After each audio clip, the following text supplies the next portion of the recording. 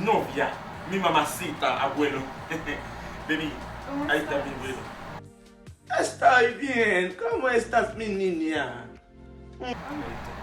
Grand-papa, ay madame mwen ande fè. Madame, madame Zolan, ya chéri, mwen vini mwen la douche. Mwen voy papa ni baby. Mwen voy. An da lo kon mi abuelo, ya? Mwen vini baby. Cuidado. Voy y vuelvo. Asiéntate, mi niña. Asiéntate, mi niña, asiéntate.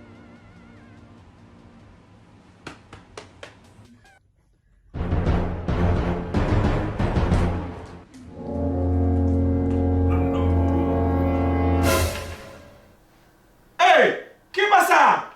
¡Abuelo! Oye, baby, ven. Sácate de aquí, suelta. Ven. Est-ce que maman toujours dit où tous les grands moyens et où tous les grands moyens fait? Je ne vais pas dire mon grand pour son choc comme ça, mais. Quand je grand n'a pas madame, mais regarde ta grand n'a men. Grand canaille. Va mon bébé. Dévergonde, oye. Wouh! Aïe aïe aïe.